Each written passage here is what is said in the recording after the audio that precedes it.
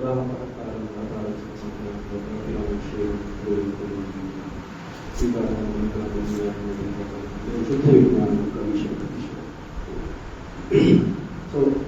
welcome all of you to this event organized by Sanskrit Sangha IASC. Today, we are fortunate enough to have amongst us great scholar Shri Arjun Bharadwaj. He will be speaking to us on Ramayana. So, without any further ado, we will start today's session with invocation from Ganesh.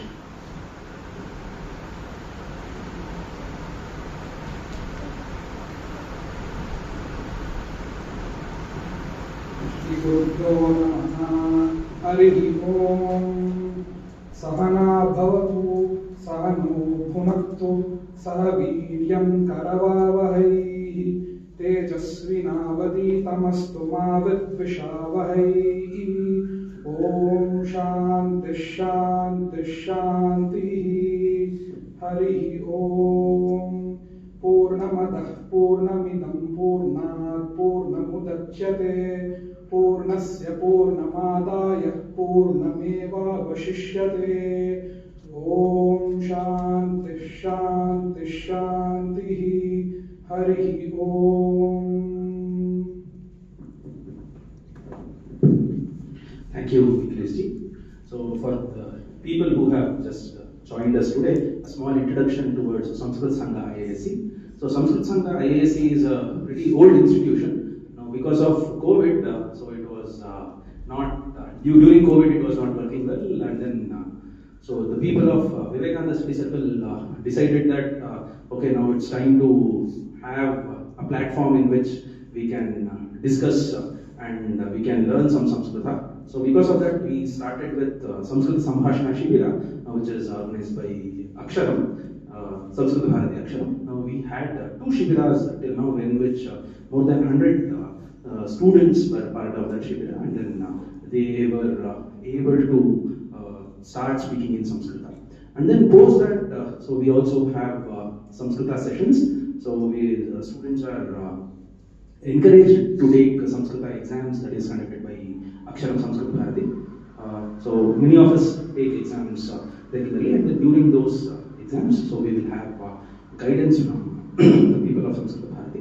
And then in addition to that, so we have made it as a kind of regular routine that every month we will invite scholars from different places, and then we will have some lectures on some of the aspects of Sanskrit Sahitya, Kavya and other stuff. Now in this regard, we had our first session, so we call it as inauguration by Yedatore Swami Shri Yoganandeshwara Saraswati Mata's Pithadhipati Shri Shankara Bharati Mahaswamy graced our Sanskrit Sangha, and then he re-inaugurated the Sanskrit Sangha. Now, post that we had Shri V and Shashikiranji to address us on the aspects of Sanskrit Kavyas. So today we are fortunate enough to have Arjun Bharadwaj. So this is a small brief bio of Sanskrit Sangha. I request Sangeet ji to introduce the speaker. Namaste, sir.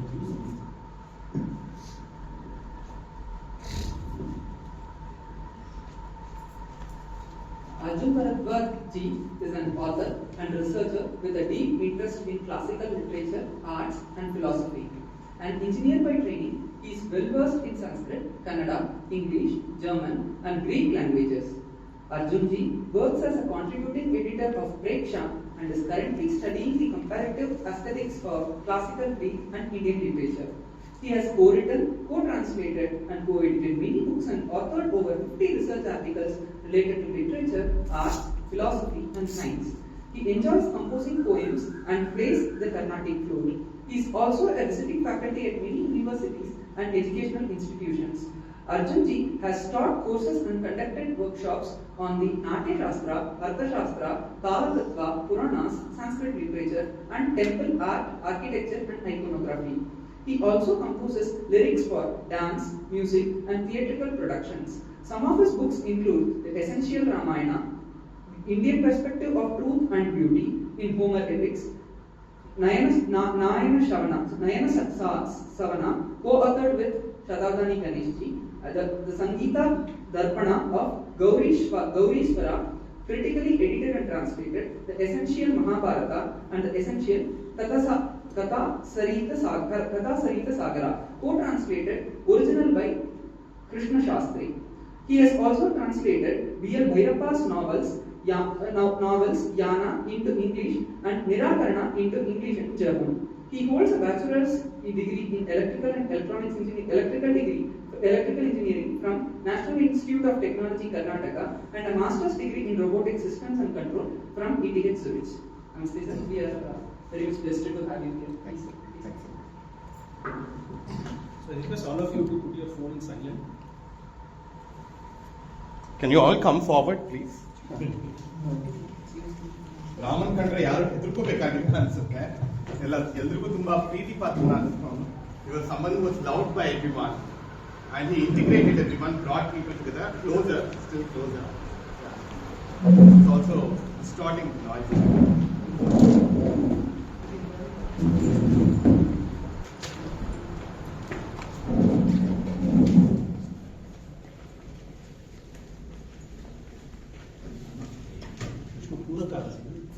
Which one to talk? We cannot sit.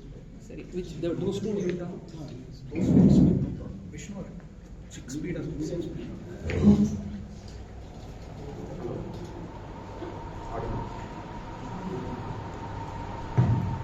Yes, the door on there. Hello.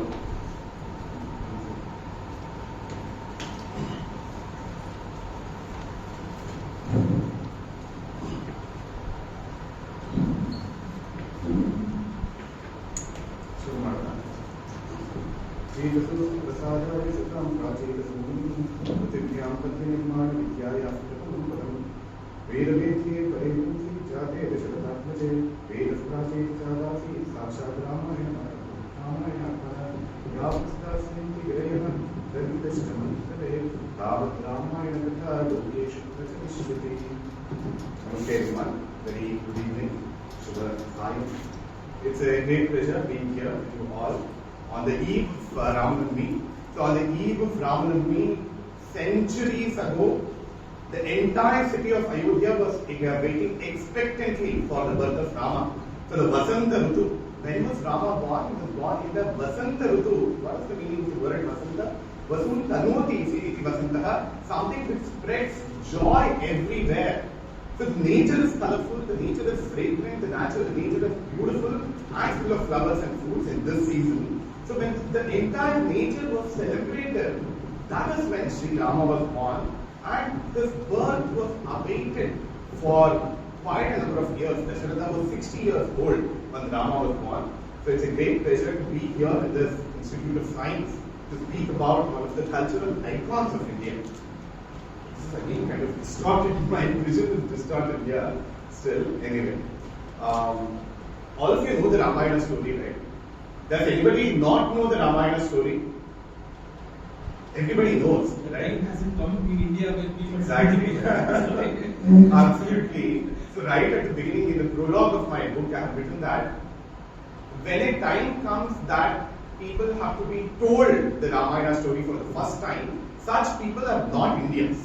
ಭಾರತೀಯರಿಗೆ ಎಲ್ಲರಿಗೂ ಕೂಡ ಹುಟ್ಟಿನಿಂದಲೇ ರಾಮಾಯಣದ ಕಥೆ ಗೊತ್ತಿರುವಂಥದ್ದು. From birth, all of us know the story of the Ramayana, the Mahabharata, etc. And we don't even remember when was the first time we heard the story. It has been ingrained in our blood. If somebody has to be told the Ramayana story for the first time, he is definitely not an Indian, for sure. The Ramayana is the first kavya in the world. So that is what I started off my lecture with. Chetasostu prasadaya satam prachetaso muni Prithivnyam Padya Nirmana Vidyaya Prathamam Padam. So it is a prayer to the sage Valmiki. So the prayer, by the way, is written by a poetess from South India called Ganga Devi, who lived about 700 years ago, 700 or 650 years ago. She was the daughter-in-law of Bukkaraya. Harihara, Bukka, Gundappa, Marappa and Kampana were the 5 brothers who were instrumental in establishing the Vijayanagar Empire in South India under the guidance of Swami Vidyaranya. So Bukkaraya, the second of the brothers, his daughter-in-law was Ganga Devi, and she belonged to so-called community of prostitutes. She belonged to this Vaishya community, But she married Veerakampada, the son of Buddha Deva, and she wrote this extraordinary kavya called the Mathura Vijayam. Mathura Vijayam is a Mahakavya which was written in the style of Mahakavi Kalidasa, the Vaidyanti Shaili as it is called. Since all of you are enthusiasts in Sanskrit, I am giving a little more information, not directly connected to the Ramayana, or the Ramayana Parampara has influenced the Kavya Parampara in India. See, it's a wrong notion that women were denied education or Sanskrit education in India. Absolutely not true. Right from the verses of this great poetess Ganga Devi, we get to know how great the Sanskrit Parampara was. She is saying, Chetasosu prasadaya satam prachetaso muni. Let the words and the words of this sage Valmiki, let that give tranquility and peace to our mind. Prithiviyam Padya Nirmana Vidyaya Pratamam Padam. Who was sage Valmiki? He was the one who put the first step in the art of composing poems. Until then, until Valmiki wrote the Ramayana, the world had not realized that a language, human language, can have non-utilitarian purpose. See, until the times of Valmiki, language was used for communication between individuals at the material level, or in the Indian tradition, it captured the realization of the Vedic spheres. So, Drashtara, the Mantra Drashtara, whoever they were, so their realization was documented. But then a language can have an aesthetic purpose. A language can capture human emotions and values in a poetic work. So that for the first time was realized by sage Valmiki. Prithiviyam Padya Nirmana Vidyaya Pratamam Padam. That was the first word, the first poetic word was written by sage Valmiki, and the first step in the poetic domain was put forth by sage Valmiki. So that is what the verse is saying. So it's all a great privilege that India opened this new branch of knowledge itself, a new branch of expression.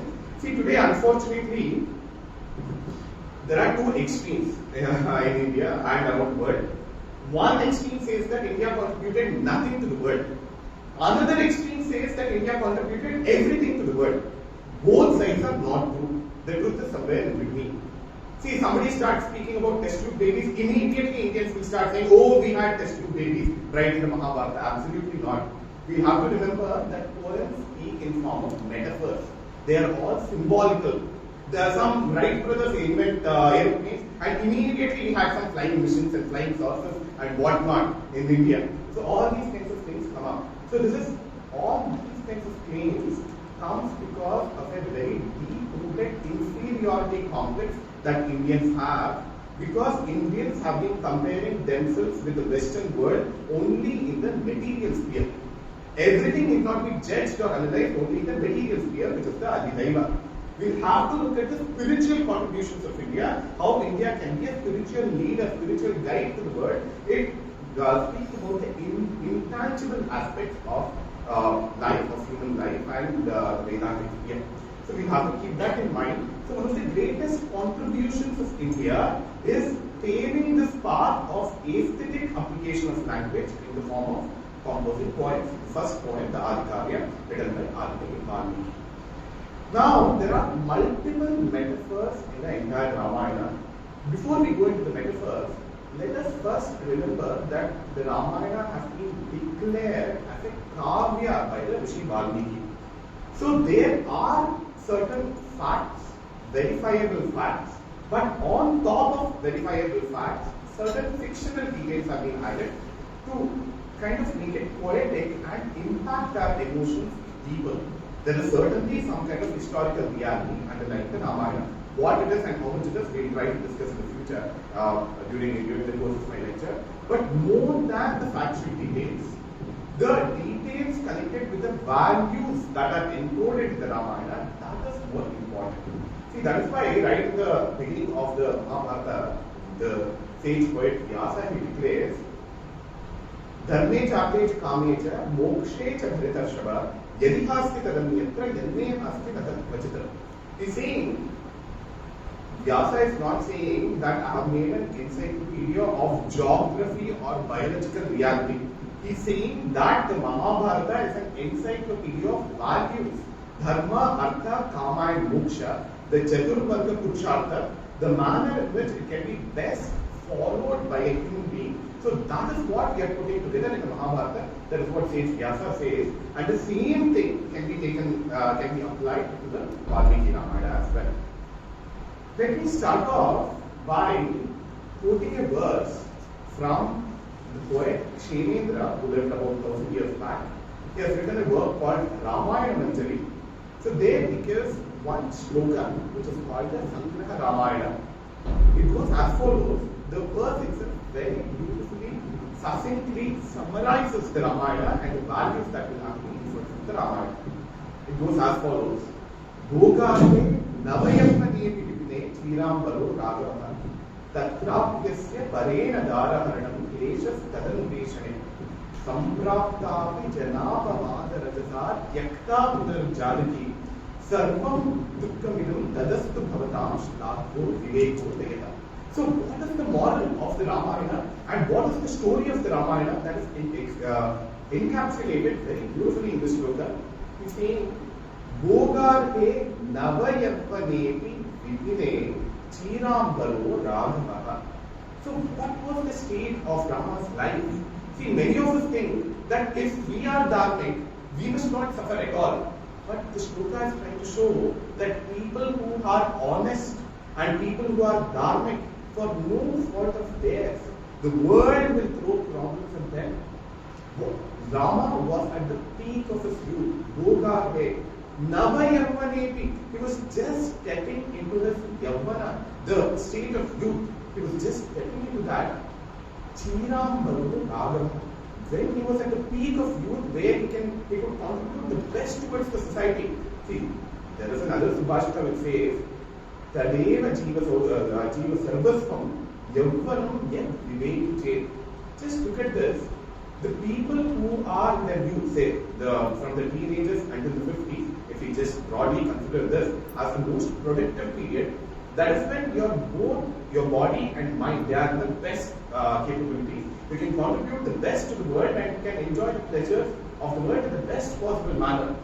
Rama is at the peak of his youth. He has just married Sita and he has come to Ayodhya. The following day, his Yuvarajyabhisheka, the coronation as the crown prince that was supposed to happen. He receives that news from Dasharatha, and by evening he receives another news that he has to go and meet his father Dasharatha for reasons unknown. He goes there and his father is not even in a state to speak. And his third mother, Kaikeyi, Dasharatha had 353 wives by the way, not just 3. He had 353 wives. There's a sub-story there. Why he had so many wives, I won't go in there. Maybe towards the end we'll try to think about it. So Kausalya, Sumitra and Kaikeyi. So Kaikeyi tells him that it is your father's wish that you have to go to the forest. Look at the mental state of Rama. Just think about it in your own life. You are in a certain job. You have been told that tomorrow you are going to get a promotion, you are going to get an increment, or you'll be made the CEO of the company. That's what you have heard, but the same evening you hear that you won't get any promotion, you won't get an increment, you won't be made CEO, but you are kicked out of the job, and for 14 years you are not supposed to apply for any job, nor are you supposed to come to a city or live. You will not have any of the usual comforts of your life. Food, shelter and clothing, the basic necessities, they have been snatched away. Just, you would have gotten very elevated when you got the news that you are getting promoted. But the next moment you hear that you have been demoted to the lowest strata or the lowest possible manner. Rama did not get caught up in either of the situations. When you hear the news that you are going to get promoted, you will obviously feel very happy. You will feel on the top of the world. You might even start feeling very special or proud or arrogant. But Rama did not feel any of that. And the moment he was told that he'll have to go to the forest, Rama did not feel bad at all. See, there is a very beautiful shloka from the Bhagavad Gita. Sukha-dukhe same kutva labha labho jayajayo. And also, it's where he says, Vita raga bhaya krodaha sthita nirmuni ruchate. A person who does not lose the tranquility of his mind Whatever be the situation, the outside world poses to him. You might be getting the best of the rewards, or you might be being subject to the worst of the travails or worst of the difficulties. You don't lose your internal calm. A person who has that state of mind, who always retains that sthita prajnatva, such a person is called a muni. And here, in the case of Rama, we see that munitva, that tranquility and stability of mind at all times. The morning, when the father said that he was going to be, he would get coronated, Rama would get coronated, Rama did not feel very proud or anything. He calls his brother Lakshmana and says, me becoming the Yuvaraja or the crown prince is only symbolic. All the four of us brothers will have to take equal responsibility towards the kingdom. He was not trying to hijack the kingdom or that it will belong to him only or whatever. All the four of us will have to enjoy it equally. But the evening he is asked to go to the forest for 14 years without any luxuries of the kingdom, without any luxuries of the palace. He says, Nam Arthaparo Devi, the Loka Mamatum Sare, Viddhimam Vrishivistulyam Kevalam Dharmamashritam. Rama there declares, Viddhimam Vrishivistulyam. Understand that I am not after money, I am not after wealth, I am not after positions. Viddhimam Vrishivistulyam Kevalam Dharmamashritam. Whatever is dharmic, whatever is good for the greater welfare of the society, that is what I am going to follow. So that is what Rama says. But another point to take a note of here is that the responsibility of a person who is in position, Dasharatha, just because Kaikeyi asks the boons, 2 boons, that Rama should go to the forest and her son Bharata should remain king. Before she asks that, she would have fallen down in what was called the Kopagruha, the angry chamber. There, Dasharatha goes and asks Kaikeyi, what is the problem? Why are you in agony? Why are you in pain? Why are you angry? And he starts making offers. He asks Kaikeyi, what do you want me to do? Should I release a criminal, a terrorist from the jail? If you want, I'll do that. Or should I put an innocent person behind bars? If you want, I'll do that. Or do you want to be made the king and the queen? I'll make you that. So a person who is in the position of power, just because his wife is asking something, can he release a terrorist from the jail, from behind the bars? Or can he put an innocent person behind bars? Absolutely not. Here we see what Alvik is trying to show is the manner in which a king who is driven by emotions or a queen who does not see the greater welfare of the society, a queen who wants that position of Rajamata without seeing what the world wants. A person like that, a king and a queen like this, who are kind of self-centered. The decision that Dasharatha came to was also centered around Kaikeyi's happiness, not about what the entire kingdom wanted. The kingdom was looking forward towards the coronation of Rama. The entire city of Ayodhya was decked up, and there are very beautiful descriptions in the Ramayana itself how Ayodhya was preparing to celebrate the Abhisheka, the Pattabhisheka of Rama. But then this one lady changes the entire course, and this one lady's emotions has a cascading effect on their entire Vamsha. That is what we see. They go to the forest for 14 years, there Sita gets abducted, and Sita's charitra is always questioned for no fault of either of Rama or of Sita. Both of them are not at fault. But the world constantly throws problems at them. Bhogarte Navayappanepi Vipine Chiram Baru Raghava. So Rama had to spend 14 years in the forest. Chirambara, not even comfortable clothes, but barks of trees. Chirambara, he had to wear. Tatra yasya parena gara haranam deshas kadam desham. Therefore, 13 years they lived happily. With whatever it is, they were able to live happily. See, what Rama and Sita are trying to show, and Lakshmana is trying to show that it's not that only wealth will give us happiness. Atma Ramataya Hita Hita Samaha. It is the internal joy, irrespective of the external world. We have to cultivate that Atmananda, being associated with Satchit Ananda, Satchidananda Tattva, which is within ourselves. So, never losing the stability of mind, that is what Rama, Sita and Lakshmana are trying to symbolize. Just going back to the episode where Rama is about to head out to the forest, Sita of her own accord says that I will accompany Rama to the forest. See, this again is a very important principle. Sita did not marry Rama because he is going to be a crown prince, or because he is the son of Dasharatha, or because he is a wealthy person. She married Rama for the person who he was. See, today in any kind of marriage proposals, the salary of the boy, the salary of the girl, what position do they hold, how many 60-40 sides do they hold, do they have a US visa, if they have a green card, that's even better. So these kinds of parameters, all external parameters, not even connected with the character or the personality. In both the cases, the boy will only love some external aspects of the girl will like only certain external aspects of the boy. But Sita loved Rama for what he was, not because of the external comforts or the external looks or anything. That is the real Advaita Dampatya that we see between Rama and Sita. So Sita says she will accompany Rama to the forest.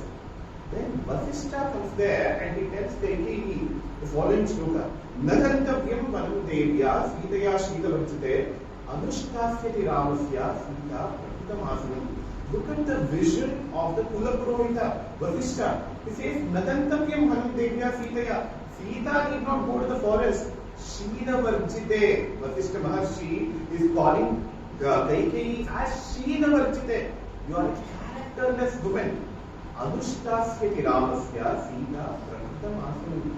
Sita will rule the kingdom as the king and the queen. Just because Rama goes to the forest, it doesn't mean that automatically the throne will come to your son Bharata. Sita can rule the kingdom. That is the capability that she has got. See, any people who have the wrong notion that women were not accorded certain status, etc., absolutely not true. Throughout the Indian tradition, you see, the entire Marutabhumi itself worshipped as Mata, and the Prakriti itself worshipped as the divine feminine. So anyway, here is one evidence for that. But Sita, of her own accord, she says, Agrataste Kamishyami Vrittam Deekushakantadan. I will walk ahead of you and I will soften the path for you. What is the duty of a wife after all? Or even for that matter, the duty of a husband? To ensure that the path of the spouse is without thorns, literally and figuratively. And to ensure that there are no problems in the life of the other. The spouse should not become a problem to the husband or to the wife, right? Naturally. And Lakshmana also. See, usually the property dispute in any family is between brothers or is between siblings. The parents would accumulate a lot of wealth so that their children will live happily using that wealth. But then that same wealth, the house or the property that they would have made, that will become a matter of dispute for the children. And children will develop animosity between themselves and with the parents, etc. But look at this case. The entire kingdom is being, Lakshmana could have taken care of it, and Bharata could have taken care of it, but both Lakshmana and Bharata, of their own accord, they admire and admit that Rama is more capable than them. Rama did not enforce any opinion on Bharata or Lakshmana, nor did he ask them to come with him to the forest, nor did he ask Bharata to stay in Nandigrama, etc. Both of them, of their own accord, saw the nobility of Rama's characteristics. They saw that Rama is definitely more capable than them. So when the property is offered on a golden plate, neither Lakshmana nor Bharata is ready to accept it. That shows the greatness of Rama without any kind of dictation, without any kind of enforcing. On the other hand, we see in the case of Ravana had abducted or get hijacked the entire kingdom of Lanka from his half-brother Kubera. See, today, unfortunately, there are many Ravana admirers. Today I was coming in the cab from my house here in Manavai. In a loop, there was a song about Ravana's greatness which was being played. See, hijacking a plane is not a great activity. See, being a terrorist is a very challenging thing. But all your efforts, are they for the welfare of the world or for the destruction of the world? That will have to be taken into consideration. See, hard work is a scalar quantity. To make it a vector, is it in a dharmic direction or an adharmic direction? That gives the direction. Naturally, right? So just looking at the scalar of Ravana's hard work, that is not a good direction to follow. See, people say that he was a great devotee of Shiva. See, if you are a great devotee of Shiva, could you go and shake his abode Kailasa itself? I like a certain person, so I'll go and shake that person's house or create some agony there. Is that a display of love? It is show of your physical mind. Your pride and ego is still acting there. You might be able to lift it and you might be able to make your own skulls into Veena and the Rudra Veena and the same as Shivatandava Stotra written by Ravana, Dagar Jwalal Lala Tapat Tapavake. Or it is not written by Ravana, by the way, there is nowhere does it come in the Ramayana, but popularly believed to have been written by Ravana. All that is fine. See, bhakti is a sense of surrender, not overpowering. You are showing that you are overpowering your own Lord, absolutely not a good thing. And looking at Nandikeshwara, who was guarding the Kailasa Parvata, Ravana says you look like a monkey. So, if you are the devotee of a great divinity, shouldn't you respect their vahanas as well?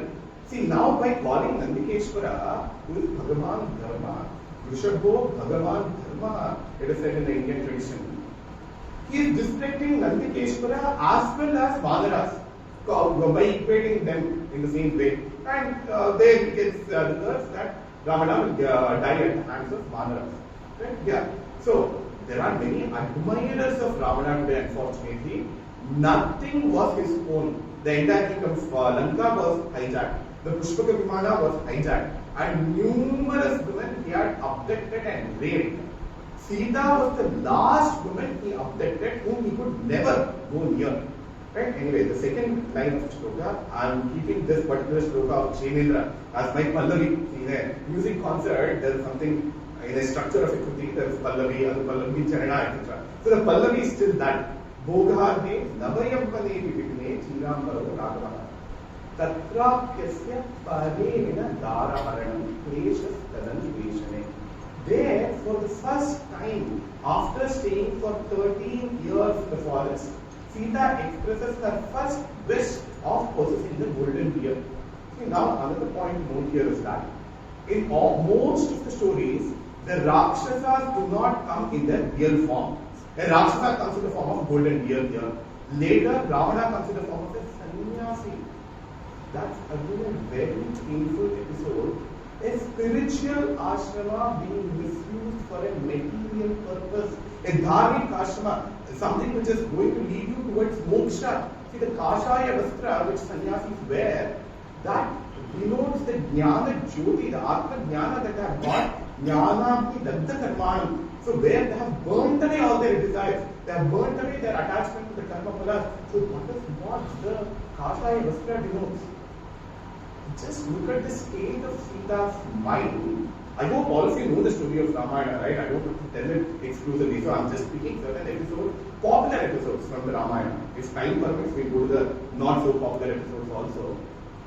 When Ravana comes in the disguise of a sannyasi or a bhikshu to Sita's kutira, when Rama has gone out hunting for golden deer, and the golden deer, again in a make-believe voice of Rama, it calls out, hey Sita, hey Lakshmana, right? Always faking.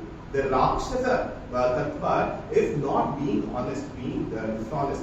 Ishvaroham, aham bhogi, siddhoham, bhalavan sukhi, adyogi janavan vasti, ponyosya sadrishomaya, ikshe dasya vimodishya, itya jnana vimodikaha, dambho darbho vimanascha, krodhas parushamevacha, ajnanam chavi jatasya, partha sampatam asurin.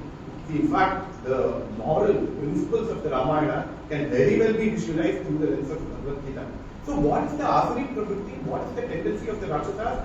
Ishvaroham, I want to rule the world. Aham bhogi, I want to enjoy the world. Siddhoham bhagavan sukhi, I use my muscle power to do whatever it takes for me to become the best. So name and fame and money and luxury. Anybody who is after that possesses Asuri tendencies. So here, the Mayamruga, the Rakshasa, he has faked his appearance, he has faked his voice. Sita gets very agonized, she is in great pain, thinking that it is Rama who is in pain there. Rama has been wounded because of the Mayamruga, because of some of the hunting situation. So she asks Lakshmana to go. Lakshmana never loses the stability of his mind. He tells Sita that no, my brother Rama, he will not fall for any of the Rakshasas. From my childhood, I have seen at Una Shodasha Varshiya, he was not even 16 years of age. He single-handedly, of course, Lakshmana was there for his help, single-handedly defeated Tataka, Maricha, Subahu, all of them he has defeated. Just recently, he has defeated 14,000 Rakshasas, Tara, Dushana, Trishara, all of that he has only witnessed. So will he fall for a golden deer? Can a golden deer do anything to him? Lakshmana tries to explain all that. But see, when we are in moments of agony, we lose our mental stability and Sita starts suspecting Lakshmana's intentions. See, that brother Bharata wanted the kingdom and you want me, probably. One brother, that is Bharata, wants to take away the Artha Sampatti of Rama. So he wants the kingdom and you want the Kama Sampatti of Rama. I am the wife of Rama and you want me. So probably that is why you are not ready to go and save Rama. So in this manner, Sita scolds Lakshmana. Lakshmana has overcome with great amount of pain and he goes to look for his brother Rama. By the way, the original Ramayana does not have the story of Lakshmana drawing the Lakshmana Rekha. In the other Ramayana, starting from the Kamba Ramayana, we get that story. Tulsi Ramayana also has that story. The original Valmiki Ramayana does not have Lakshmana drawing the Lakshmana Rekha. But it's a very great metaphor. See, there has been so many value additions to the story of Ramayana in the later days. The later poets who wrote on the story of the Ramayana, they have made these additions. Just look at this. One line drawn by Lakshmana out of complete Bhratra Prema and complete Bhratra Bhakti, his devotion and love and sneha towards his older brother. A person who had conquered all the three worlds, Ravana, he could not cross that line. What a defeat of the ego. Ravana's ego gets shattered just at that point. A line drawn here, I am not able to cross it. I have captured Indraloka. See, his son is named Indrajit. Meghnada was named Indrajit because he had captured Indraloka.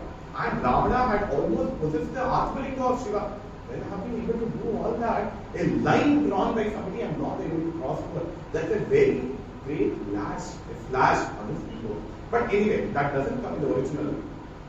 Now coming back, just think about Sita's state of mind when Ravana comes in the disguise as a sannyasi. She has almost believed that her husband is in mortal danger. She has just admonished her brother-in-law and sent him away. Imagine yourself in that state of mind. Will you have any mental space to offer any bhiksha to somebody who has come? You would have been so bothered about what is going to happen to your own future. Your husband is dying there. But then, as a great duty, when a sannyasi comes or a brahmachari comes, it is the duty of a grihastha and a gurhini to offer diksha to such a person. So this is one of the basic values in the Indian tradition. Atithi Devo Bhava, is there any atithi, any guest who comes has to be treated like the divinity, like the divine himself. And now in that case, there is a sannyasi who has come, samyak atmani nistaha, a person who is constantly thinking about his own self. Such a person is a sannyasi. So he has come and Sita would offer diksha naturally. So she also remembers her dharmic duty and she offers diksha to Ravana. And then we know what happens thereafter. Right? So anyway, she gets abducted. Bhogage navayamane vivitne chiram bharo ragaha tatrapyasya parena daraharani kleshas tanam deshame. Rama experienced immense difficulty looking for Sita. Once Sita's whereabouts were found, defeating Ravana was a piece of cake for him. Defeating Ravana was not his problem. He is known for his Veera, Virya, Shaurya, etc. But finding out the location was the greatest challenge. See, to do that, he had to go and take the Ashraya of Vanaras. Here at this point, the story of him vanquishing Vali, killing Vali, that comes about. This is a Gordian knot of Ramayana. Many people accuse Rama for killing a so-called monkey within quotes again, hiding behind a tree, standing behind a tree, etc. We'll try to analyze the situation.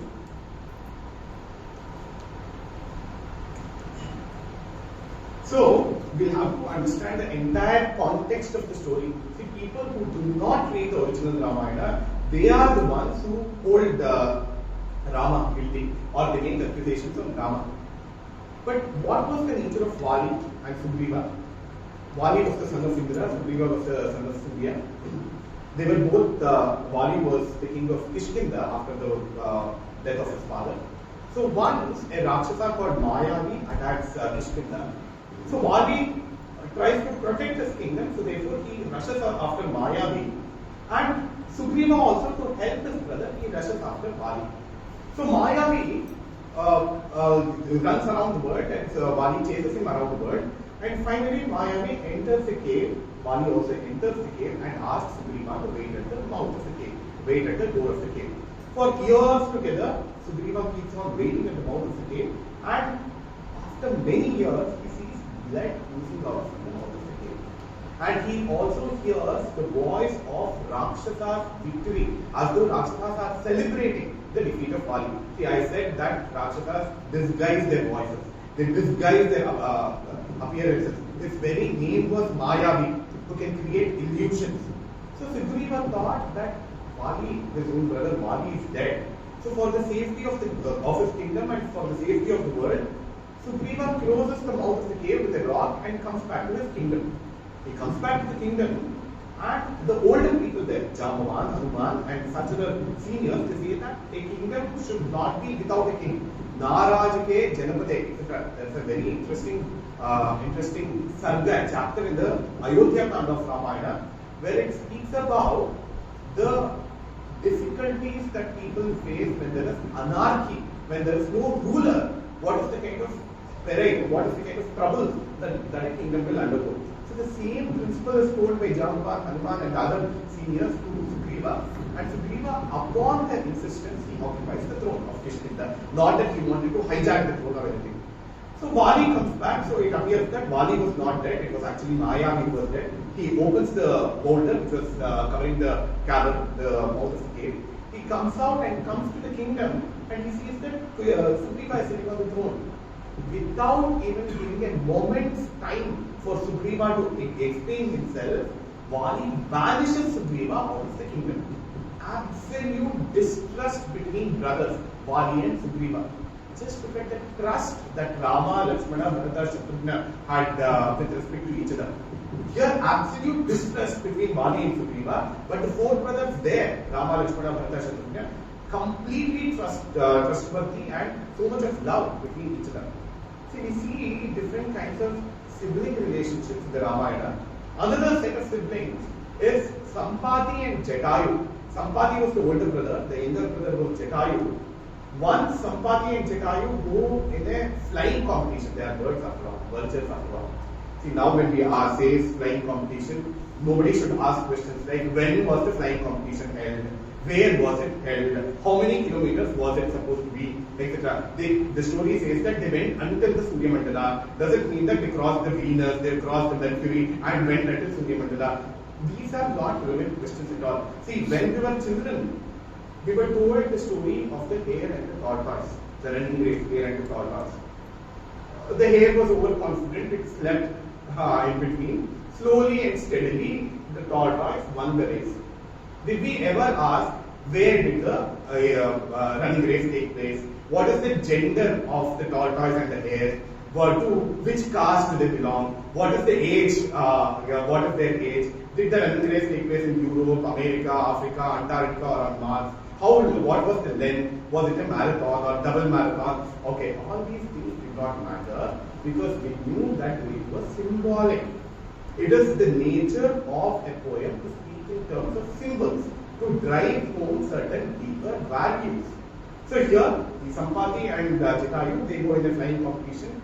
So Jatayu, the younger brother, it does not understand the working race of the sun. It goes higher and higher. Its feathers start burning up because of the heat of the sun. The older brother Sampati understands this naivety of the younger brother, goes and protects the younger brother, and he loses his own wings, sacrifices his own ability to fly to protect his brother. Look at the kind of bandhavya between two vultures, Rudras in the Ramayana. A bird, a vulture, depends on its wings for all its movements, to even procure food, to even procure a meal. So the older brother sacrificed his own wings to safeguard the younger brother. That should be the kind of love between two siblings, not being selfish. So coming back to the story of Vali and Sugriva, Vali does not even give a chance for Sugriva to explain himself. He banishes Sugriva from the kingdom. The dharmic ones, Hanuman, Jamban, Nala, Neela, etc., they side with Sugriva. So dharmic older people decide with Sugriva, they also leave the kingdom and go away. And Vali, he occupies the throne and constantly abuses Sugriva's wife, who was Uma. Okay, now coming back to this particular situation where Rama, who is looking for Sita, he first of all comes across Hanuman and he gets to know that Hanuman is the minister of Sugriva, and he pledges Sakya, friendship with Sugriva, with Agni Sakshi, with fire as the witness. See, there must be a third testimony which can never be polluted. See, in the Sanskrit language, Agni is also called Shuchi. You can pollute water, you can pollute land, you can pollute air, but you can never pollute Agni. Agni is always pure, and Samavanti, it treats everything in the same way. You put the costliest of the silk saree in Agni, or you put cotton there, or you put iron there, whatever you put gets reduced into bhasma, into ashes. It is neutral, it is unbiased. So Agni Sakshi, that is why Vivaha, everything happens Agni Sakshi in the Indian tradition. With fire, Agni as the witness, Rama and Sugriva, they pledge friendship. And both of them are Samadukkis, or both of them are under similar kind of problem.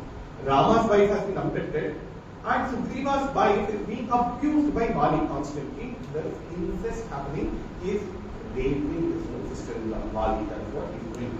Being the king of Kishkinda, this is how he is behaving with his own brother's wife. So the two of them have pledged friendship, and Sugriva says that if I get back the kingdom, I'll send my Vanaras in all different directions to look for Sita. So there is already a promise which has been made.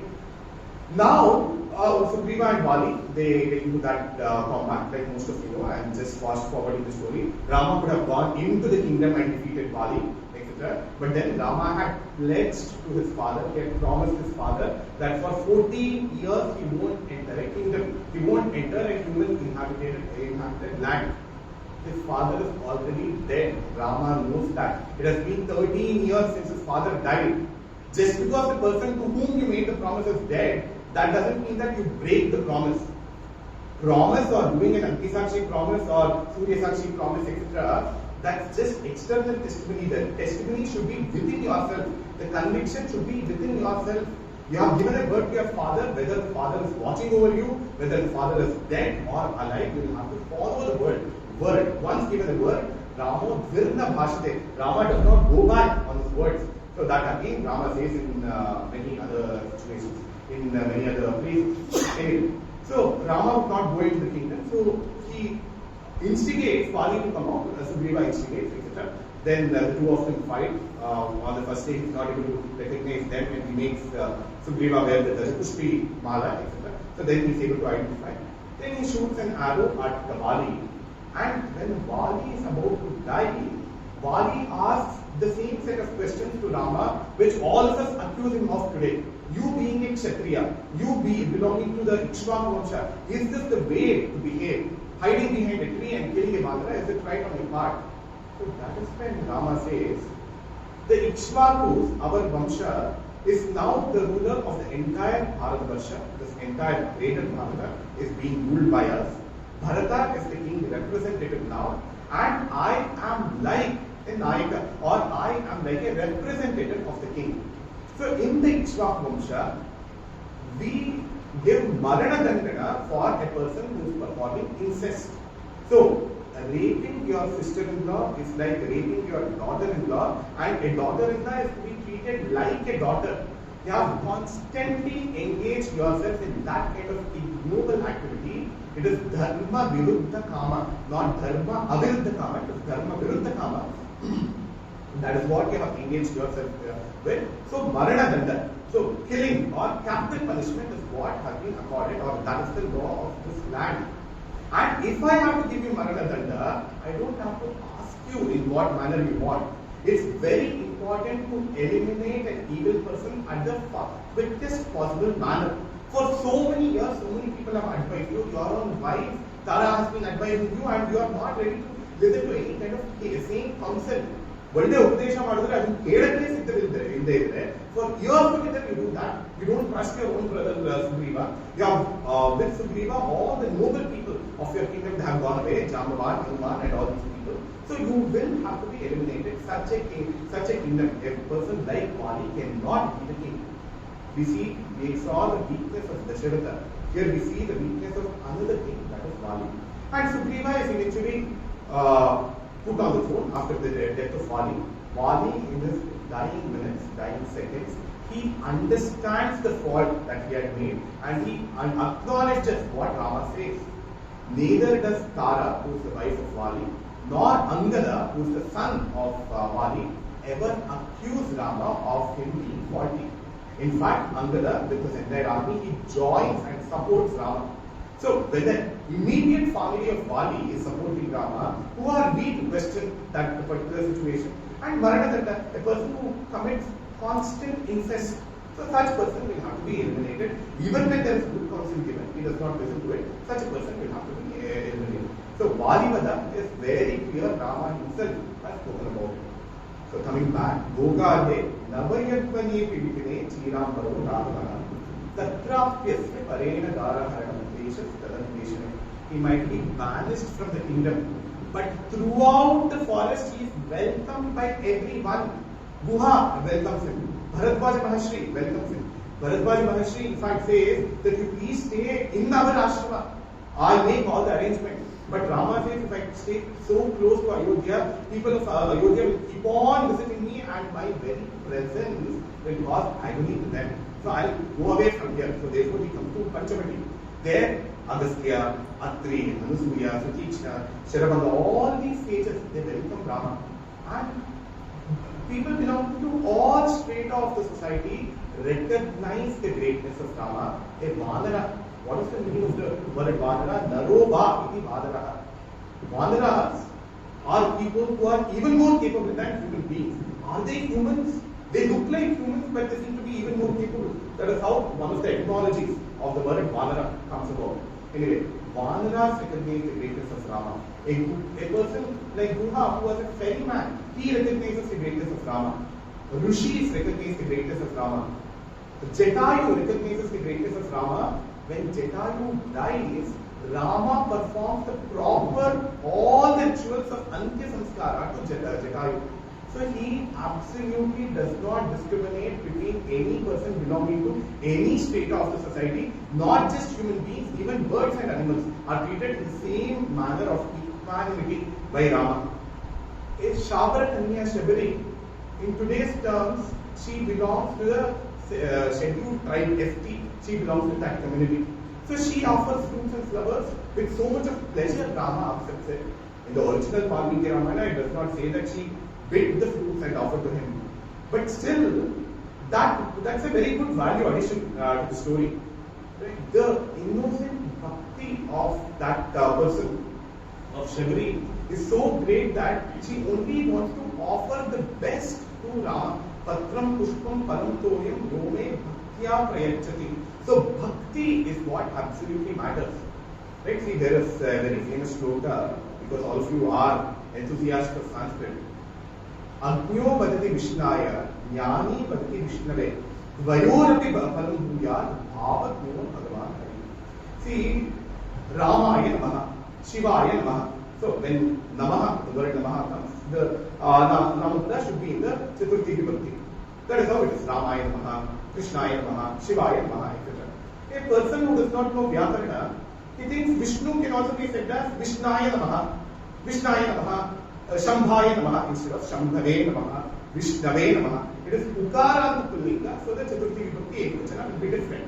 So that is an Agnya, a person who does not know the Vyakarana, if he does not realize that, that doesn't mean that Bhagavan Hari will not understand the Bhava.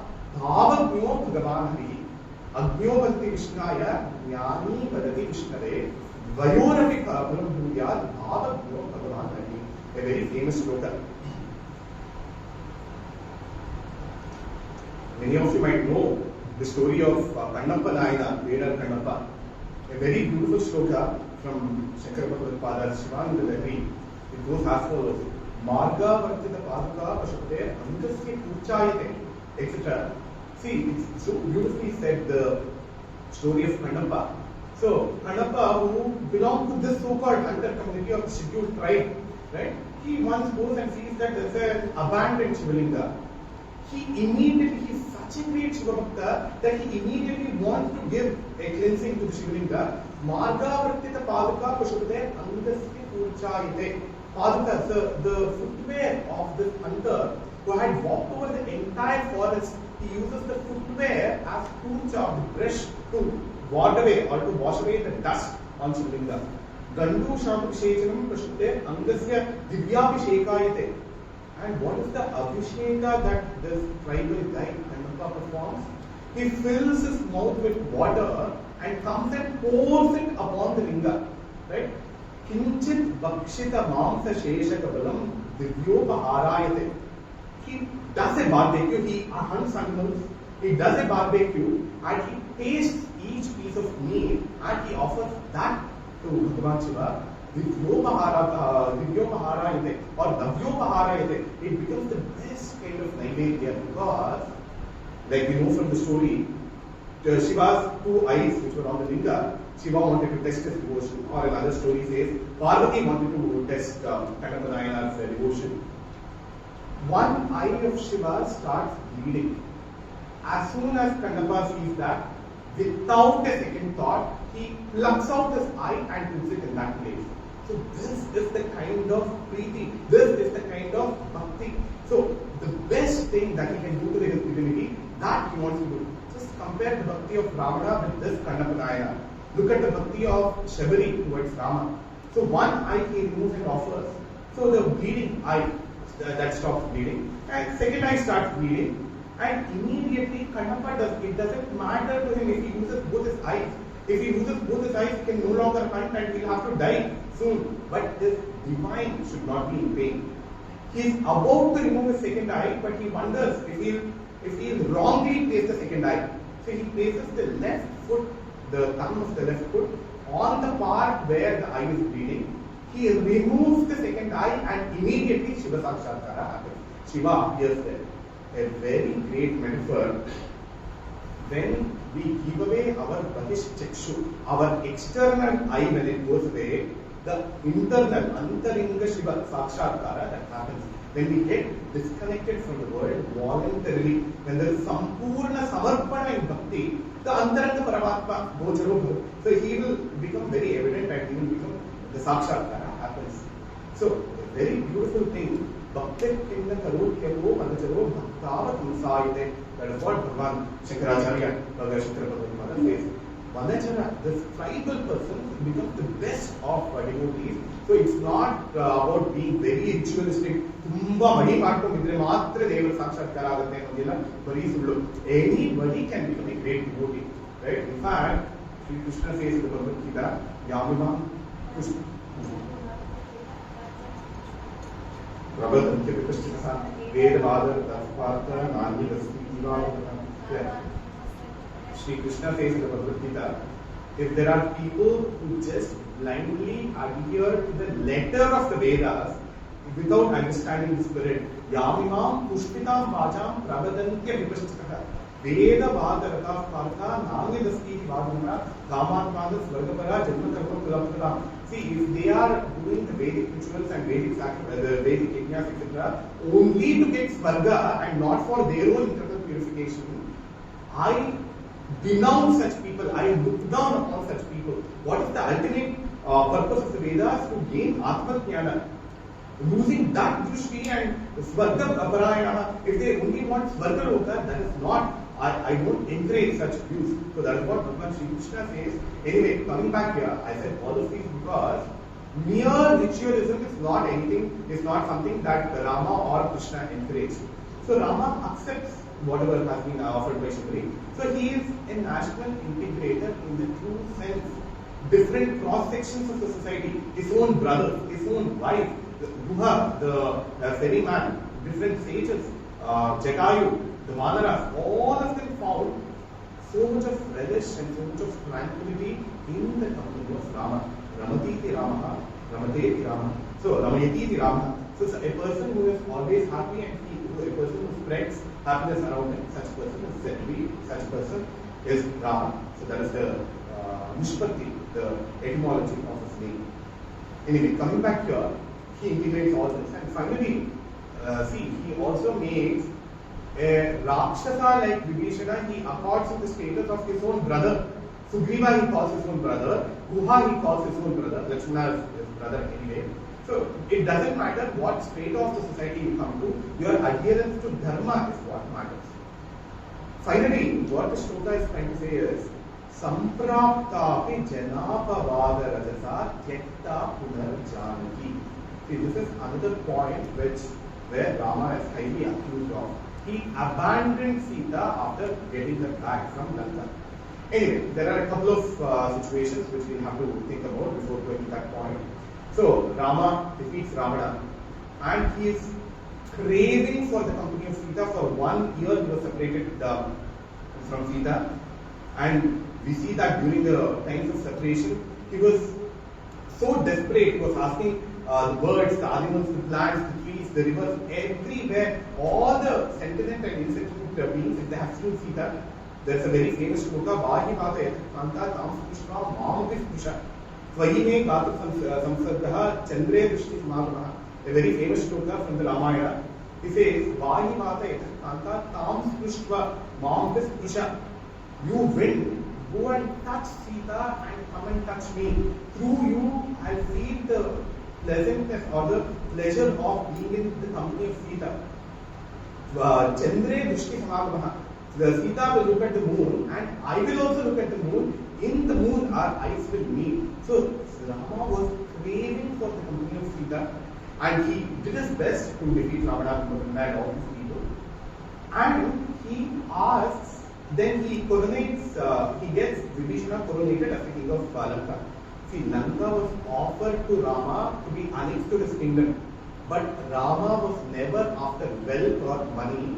Right in the beginning, he had told Kaikeyi, Nam Artha Parvo Devi. I am not after money. I am not after name and fame. Viddhi Mam Rishivittunyam Kevalam Dharmam Ashritam. Understand that I am like a Rishi. I am Dharmam Ashrita. I am here only for the sake of Dharma, to establish Dharma, to do Dharma deeds. Right? So, when Lanka was offered, he says, Ramana's dharmic brother, Vibhishana, should become the king. There again, Rama does not go into the city of Lanka. Instead, he asks Lakshmana to go inside and do the coronation of Vibhishana. In fact, even today in Sri Lanka, there is a temple called Keliniya Buddhist monastery. There we see Lakshmana doing the Pattabhisheka for Vibhishana. Vibhishana's Rakshasic feature, Asuric features are also visible in the sculpture. So Vibhishana becomes the king. Now Rama asks his Vanaras, Hanuman, etc., to seek the permission of Vibhishana to get out Sita from there. See, he's all these rules and regulations, Rama very thoroughly follows. Now the kingdom is in the control of Vibhishana. He might have enabled Vibhishana to become the king. Now when he is the king, Rama just cannot barge into the kingdom, or he cannot ask somebody who is within the kingdom to come out. So seek the permission of Vibhishana and bring out Sita, he tells Lakshmana and others. And when you, he tells Hanuman and others, when you bring out Sita, ensure that she is very well decked up. See, this is again a very important thing, because we have to remember the world was always looking up to Rama and Sita. For 1 year, Sita has been in captivity. She has not eaten well, she has not dressed well, she has been constantly crying. That is what Hanuman observed when he goes and sees Sita. So she can't make a public appearance in her dilapidated or her dirty clothes with her teary eye, etc. When she makes a public appearance where all the Vanaras, the Rakshasas, everybody else is watching curiously to see who Sita is, who is this person whom Rama has been praying for. So she has to come very, very decked up. So she decks herself up and she comes out, and as soon as Rama sees her, he's overcome with emotion and immediately wants to go and receive her. But in a moment's time, he also realizes his responsibility as a king. So he starts doing the kind of accusations that the world would eventually do about Sita. Ravana, Prishta. You have, who knows? You might have sat on the lap of lap of Ravana and fallen down from there. How do we know that you are pure? Hearts of hearts. Rama knows that Sita is pure. Now Vanaras are watching here, Rakshasas are watching there, the Devas have come in the skies, Dasharatha is also there in the skies. But then Rama's testimony is not enough. Your own best of your girlfriends, you can say that she is pure and whatever state she is, you want her back. But then it's the responsibility of a king and queen to gain the trust of their people, to show that they are of pure character. Or else people will lose trust in the government itself. See, Modi, our great Prime Minister, Narendra Modi, will have to be very careful about every statement that he makes. People in the positions of power, people are watching at them. Every statement that they make will be questioned, will be debated, etc. Purity of character is extremely important. So if Rama certifies that Sita is pure, that is not sufficient. And what had happened to every other woman who was in Ravana's company, all of them had been raped. So what is the proof that Sita has not been raped? Right? See, though we get to know from the Sundarakanda itself, Ravana comes to Sita, who is in the Ashokamana, all these 10 crowns he offers at the feet of Sita, but Sita does not even make an eye contact with Ravana. Just imagine if a person does not even make an eye contact with you, the kind of contempt that they have got towards you, the kind of jugupsa that they have got towards you. She keeps a blade of grass, Pusha, between herself and Ravana and speaks to the blade of grass, and blade of grass catches fire. All the wealth that you have got, it is ephemeral. It will catch fire and it will get destroyed eventually. That is what happens eventually. The entire kingdom of Lanka, due to Hanuman's tail, which had been subject to fire, that gets reduced to ashes. All this material wealth, all that is Kshanika, the Rama Tattva is what I subscribe to. That is what Sita shows. See here, by this time, Ravana is psychologically defeated. He is emotionally defeated, he is psychologically defeated. One Vanara from Rama's side, he is able to put the entire city of Lanka on fire. Then imagine the capability of Rama. So psychological defeat is what Sita through her Pativratya and his Vanara because of his physical strength have already done to Ravana, and Ravana's body had to be killed by Rama, the body had to be eliminated, that's it. Anyway, so Sita's Pativratya is well known to us as the audience, is well known to Rama, hearts of hearts. But then to the world, to the Rakshasas, to the Vanaras, and to all the Devas who have gathered there, it has to be proven by a neutral testimony, a person who can give a neutral evidence, and such a thing is Agni. Rama does not ask Sita to enter fire. He says that you do go wherever you want. You go to Vibhishana if you want, you go to Sugriva, you want, wherever you want, you go.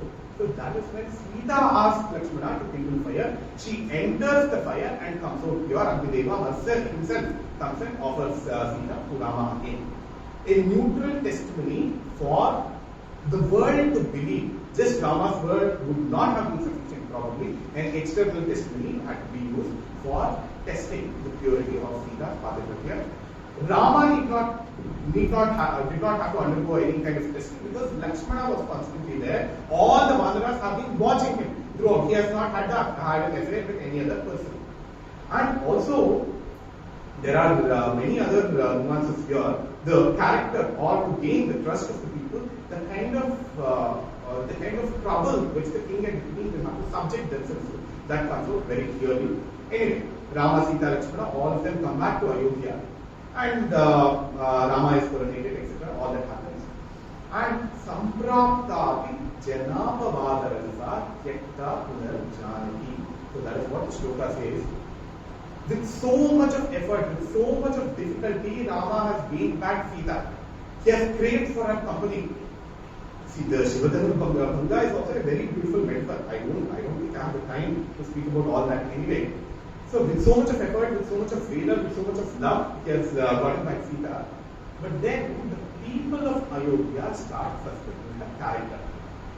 By the way, in most of the popular narratives, we think that it's a Dobi who made such accusation, whose wife had gone away, and then how can I take you back? I'm not like Rama, so Dobi makes an accusation. This is the popular narrative. But in the original Ramayana, the entire city, there was this gossip, there was this rumor in the entire city. Now just look at this. For the people of Ayodhya, did the people of Ayodhya see the event of abduction of Sita? They did not see it. It was a reported news to them that Ravana had abducted Sita and she stayed for 1 year in Ravana's Lanka. They did not see the story, the event of abduction. Nor did they see the event of Sita getting purified by fire. Both of them are approaching. They have neither seen her getting abducted, nor have they seen her getting purified by fire. Both of them are reported news for the people of Ayodhya. The people of Ayodhya only believe the negative news, but not the positive outcome from that. This is people's mentality. Some wrong news or some mischief creation is the nature of the common people. ಏನೋ ಒಂದು ಕೆಟ್ಟ ಸುದ್ದಿ ಬಂದ್ರೆ ಅವರು ಸುತ್ತು ತಾಲೂಕ ರೂಪಕ ಎಲ್ಲ ಕಥೆಗಳನ್ನ ಕಟ್ಟಿ create all kinds of stories around that and spread rumors. There has been a positive thing as well. For this very reason, Rama made such kinds of statements about Sita, and Sita underwent that Agni Pariksha. She underwent that Agni Pariksha and has come. This also people should believe. If they are ready to believe that Ravana abducted Sita, Sita has come out pure with Agni Pariksha, people are supposed to believe. But common man is not so mature. Common man want to keep on suspecting people, want to keep on trying to find some fault in their king and their queen. So Rama is also in a very difficult situation here. He either can protect his family life or he can protect the kingdom. He has two choices. See, by the way, this story comes in the Uttarakanda. Looking at the structure of the Uttarakanda, it is slightly questionable if Valmiki originally wrote it. It may or may not have been written by Valmiki. The very language, the nature of the language and everything, it does not gel well with the rest of the Ramayana. It is very likely that it is an interpolation, an extrapolation done later on. But nevertheless, it's a very interesting thing, the kind of tests that the king and the queen are subject to. So Rama thinks that there's no other way to do it. If I hold on to Sita, people will constantly keep on suspecting her character, they will lose trust in me. So he gives up his family life for the greater welfare of the kingdom. Now a question naturally arises. If Rama sent Sita away to the forest, he could also have gone away with her to the forest, right? Why should Rama stay there? You see, we know what happened 14 years back when Rama went away to the forest.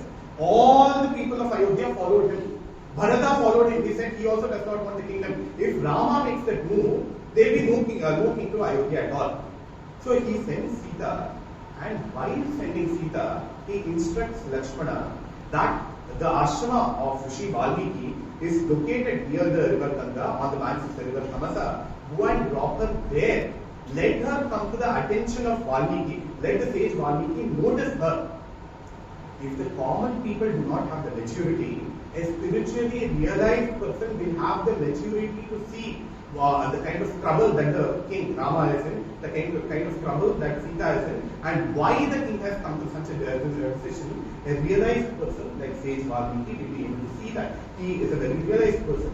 So Rama, having all of these things in mind, he makes this decision, and he could not face Sita. How can he go and tell Sita directly that I am disposing you away, I am sending you away? There was no way he could say that. And he already knew that Sita is carrying children. She was garbhini, she was pregnant. That also Rama knows. By sending Sita away, he is almost sending away the future of his kingdom. The Sita's children would have been the next Yuvarajas. They would have been the successors to the throne of Ayodhya. Probably Rama thought that Lakshmana, Bharata or Shatrugna's children could eventually succeed. We get to know from the other sources that all the 4 brothers had twins, by the way. There were 8 children totally in the next generation. So Sita is sent away to the forest, and Rama was not happy sending away Sita to the forest. Rama had a difficult time being away from Sita.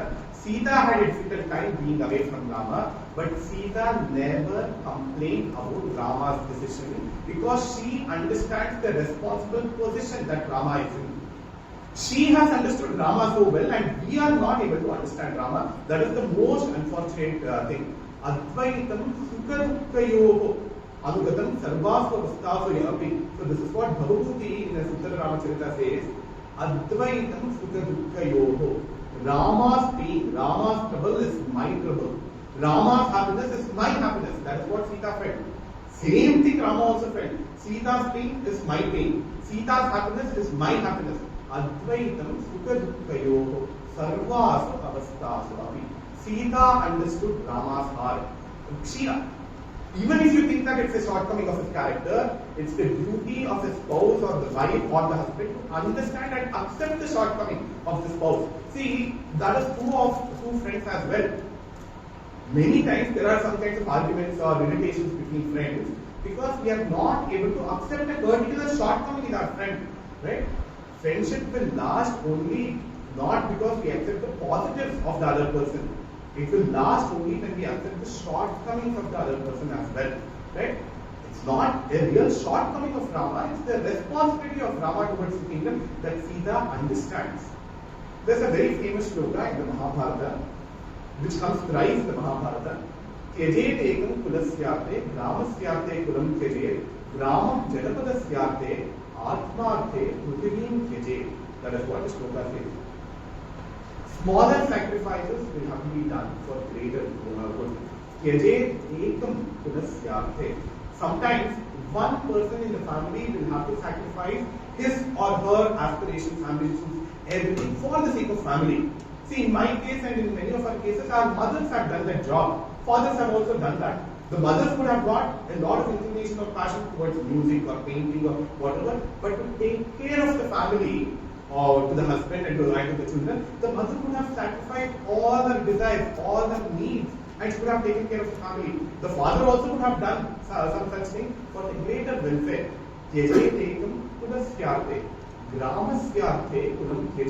Sometimes, for the welfare of the entire village or a township, a family will have to make a certain kind of sacrifice. In the villages in the past, one or two people from one or two families had to become the guards the entire night. They are taking the risk for the sake of the village. They might lose their lives, the family will suffer, but the entire village is safeguarded that way. Gramam Janapada. Look at the bordering villages between India and Pakistan. So many villages are suffering because of the onslaught of Pakistan and China, etc. We are all safe because of the sacrifices done there. Atmarthe, for your own Atmajnana, all your attachments, your worldly attachments, will have to be sacrificed. So here, Rama has sacrificed his Yashti-hita for Samashti-hita, his own family good for the good of the entire world. Right? So the world, he wanted to gain the trust of the people of Ayodhya, so therefore he makes this decision. A very similar situation we come across in the Mahabharata as well. Sama, Dana, Veda and Danda, these are the four Yuddhanitis or Rajanitis. Bhagavan Shri Krishna was an extraordinary statesman. He tries at all costs to avoid the battle between the Pandavas and the Kauravas. He goes for the Sandhana to the court of Duryodhana. There he says, give half of the kingdom to the Pandavas. There's a very interesting statement made by Dhritarashtra. Dhritarashtra says, you know Krishna, my children have become very well settled in the kingdom, they are very happy in the kingdom. Your Pandavas are very happy in the forest. So let them be happy there, my people will be happy here. So what? There's no dispute only, right? So Dhritarashtra says that. Yeah, anyway, half of the kingdom, Duryodhana is not ready to give. First of all, who gave Duryodhana and Dhritarashtra the position of authority is a questionable thing. Nobody coronated Dhritarashtra in the entire Mahabharata. After the death of Pandu, the seat of Hastinapura was empty. It was adharmically occupied by Dhritarashtra, and Duryodhana also was kind of manipulating it. Anyway, coming back, Duryodhana says he won't give half of the kingdom. 5 villages Krishna asks, Veda is trying. Samamarga is the peaceful marga. That does not work. Veda marga, let there be some kind of agreement. Let there be some kind of give and take. Dan marga, sorry. Dan, let there be some kind of give and take. If 5 villages, that is also not possible. 1 village, even 1 village, Duryodhana is not ready to be so possessive about kingdom and wealth. not even the space occupied by the tip of a needle. I am not ready to take that. That is what Duryodhana says. Then, when the Dana Marga, when this give and take mentally, this also failed, Krishna comes outside the palace, he calls Karna and he tells Karna, you know, you are the oldest son of Kunti and you change over the side, to the side of the Pandavas. By doing so, Kauravas will be weakened and Pandavas will be strengthened. The war will get over quicker. There will be lesser loss of blood. Why do we want innocent people to die? Right? Change over the side and come to the side of the Pandavas. Shashtam Tvam Varayishyati Draupadi. This is a very interesting promise that Krishna, Bhagavan Shri Krishna makes to Karna. You change over the side, see the dharma on the side of Pandavas, you will be made the king. And if you want, Draupadi will marry you as her sixth husband. Shashtam Tvam Varayishyati. This is definitely not in accordance with Draupadi's wish. But if she sacrifices this much, or if Karna can be enticed this way, so many innocent people, innocent soldiers, their wives, their children suffering will be avoided. One person's sacrifice can protect the entire kingdom from suffering. So this is what Rama and Sita also realized. Okay, let us keep away our family. The people of Ayodhya are not mature enough. Okay, Sita also understood that, Rama also understood that, but Rama made sure that a very realized person like Valmiki would take care of her. That is why he asked Sita to be left near Valmiki's ashrama. Valmiki, upon safeguarding Sita, he writes the Ramayana, which is also called Sitaya's Charitam. If Valmiki had got any kind of animosity towards Rama, he wouldn't have written the Ramayana at all. Right? He writes the Ramayana, which he also calls Sita Charitam. He also calls it Paudasthya. Right? It is the journey of Rama. It is the physical journey, emotional journey, and the spiritual journey of Rama. The physical journey of Rama is from north to south and south to north. And from north to south, he comes in the terrestrial path. From south to north, he goes in the aerial path, in the Pushpa Vimana. So both the landscape and the skyscape have been covered, and seascape through the building of the bridge. So the physical journey, emotional journey of Rama, from Sambhoga Shringara to Vipranamba Shringara, then again Sambhoga Shringara, ending in Vipranamba Shringara. The two are together, Rama and Sita are together for a while for 13 years. They get separated for 1 year. They again come together for some time, and they again get separated for 11 more years, and then Rama ends his life as well. So it's the emotional journey of Rama. It's the spiritual journey of Rama as well, where in spirit, in terms of his Purusharthas, he has always retained that stability. In terms of his spiritual values, there are never ups and downs. He is highly ranking in the spiritual values. It is Ramayana, Ramasya Ayanam. It is Sita Charita. It is the story of Sita. Rama's journey is the story of Sita. It is the story of Sita Charita, also the Charitra. It's this question of Sita's Charitra which comes again and again in the story. It is the Paudasthya Vadha. It is the killing of the evil guy who is Paudasthya, which is Ravana. Bhogathe Navayamane Vivine Chiram Paro Ragavaha Tatrapyasya Parena Daraharanam Veshas Pradandeshane Sampraptapi Janapa Vadarajasa Yakta Punar Janaki. Who is Sita? She is Janaka's daughter. Janaka is called a Rajarshi. The Brihadaranyaka Upanishad and the Bhagavad Purana, we see so many philosophical discourses between Janaka and so many Maharshis, etc. We see that Shuka also goes into a discourse there, Ashtavakra goes. So we see so many discourses. Janaka is called a Rajarshi, Raja Rishi. It's only in the Indian tradition that we have the ideal of Raja being a Rishi as well. Being absolutely selfless. See, what happens today is, as soon as a politician comes to power, he only thinks about what he can get from it. How much of land mafia, mining mafia, all this can I do? Only there. That selflessness, selfishness is what we see. But then Swami Vidyaranya says, Jnanina charitum shakyam samyak rajyadi laukikam. Jnanina charitum shakyam. An Atma Jnani will be able to carry out all the material and the spiritual duties in the best possible manner. Janaka was an example for such a Rajarshi. Ketta Punar Janaki, who was Sita? She was Janaki after all. She did that sacrifice for the sake of the kingdom of Ayodhya. Sarvam Dukkamidam.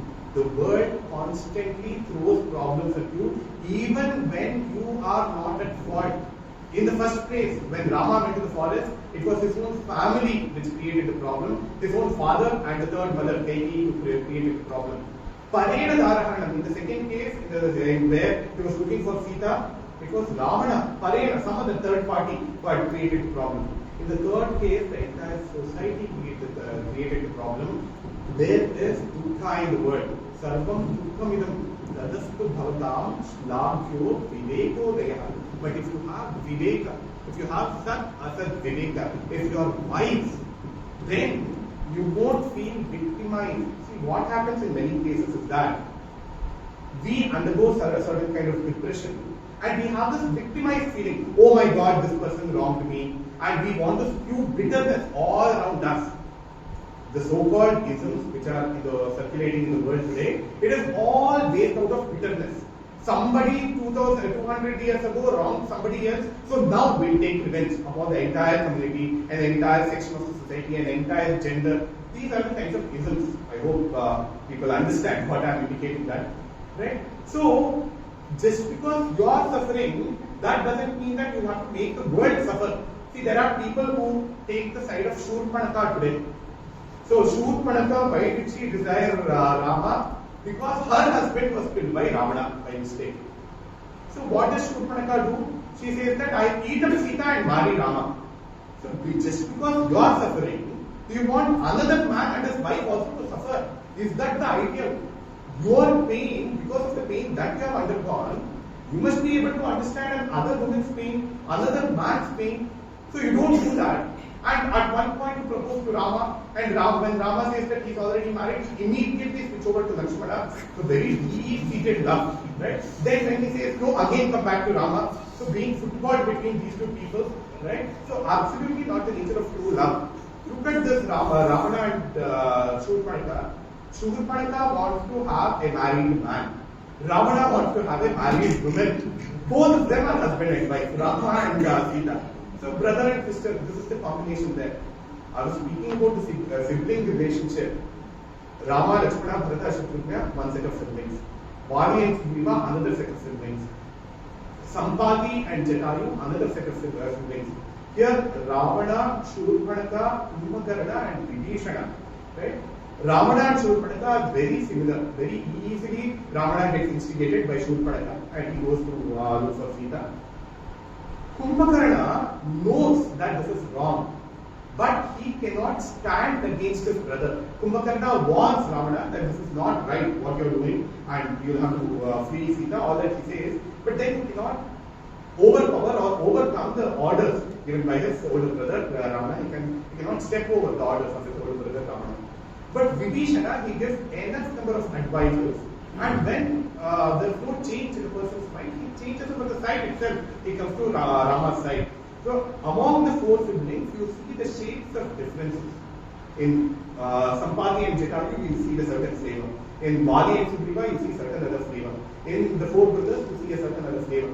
Even in the case of Dampatya, between Rama and Sita, there is a certain kind of Dampatya. Between Ravana and Mandodari, just think about the state of Mandodari's mind, or what she must be feeling. She has been dharmically married to Ravana. But one after the other, women are being brought by Ravana. What should be the status of the life, right? And here, in the case of Vali, Tara and Duma, look at the relationships there. See, that is what the Ramayana and the Mahabharata are trying to point out. They are not saying whether this is right or that is right.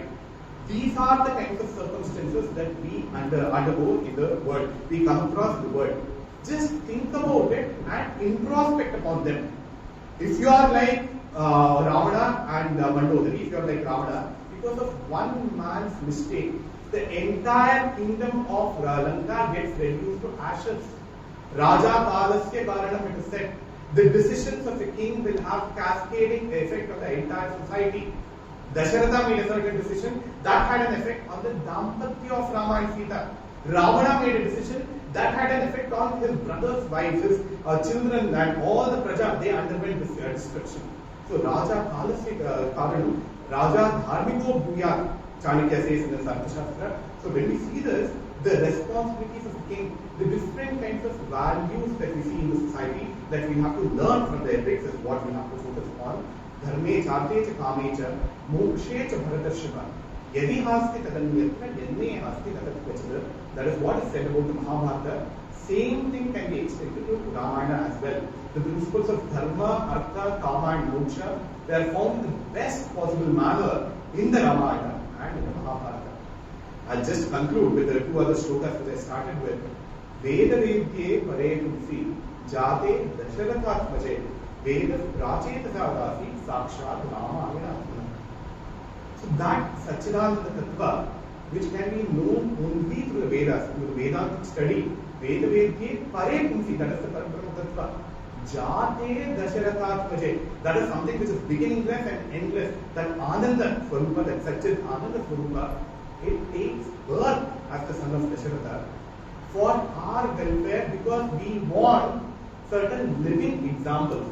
Don't tell me principles in theory. Give me practical examples. That is what all of us want. We want living examples. That is what the entire Ramayana also starts with.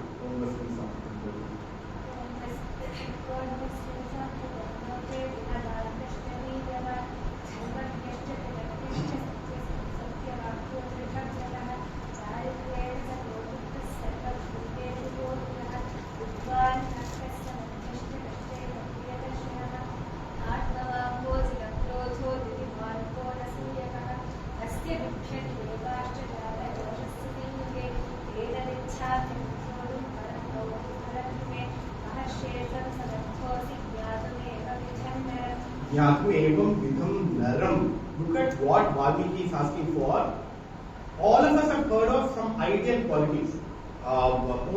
Sampratam loke. I want to see a human being in the world contemporary to me who is dharmagya, kudagya, satyavakya, chudaprata, charitrena, chaturikta. All these qualities we have heard in theory, but show me in practice. Can all of these qualities be found in one person?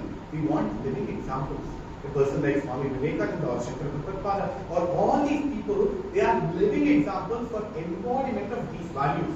When we have such people in front of our eyes, it gives us the motivation to walk that path and the stability of mind with which they always work with. Veda vedye pare tulsi jate dasharathatmaje veda prachetasavasi sakshat ramayana atmanam. So Prachetas Muni, that is Valmiki Maharshi, he wrote the Ramayana, which is the fifth Veda, which is the Panchama Veda.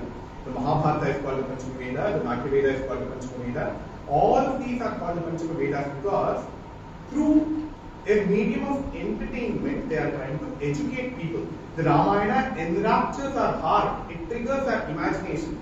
Through entertainment, it is educating us as well. So the Ramayana, the Mahabharata, the Natya Veda, etc., all of them are called the Panchama Vedas. They are given a status equal to the Vedas. Let me just conclude by speaking about the metaphor of Valmiki. See, Valmiki, in some of the stories we hear that he was a highway robber. He would snatch away anything from people. That does not come in the Ramayana, it comes in the Padma Purana. So once Narada Maharshi comes or Saptarishis come and he tries to snatch away from them, etc. And then he goes into Ramajapa.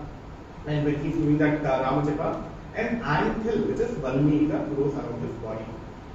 A Valmika or an antle is called Bhuvashravaha in the Sanskrit language, which means it is the ear of the world. So who is a poet? What is the nature of an ideal poet? He must be open to the world. He must be able to grasp all aspects of life, all aspects of the cosmic creation. He must be able to go on a deep, internal, reflective journey.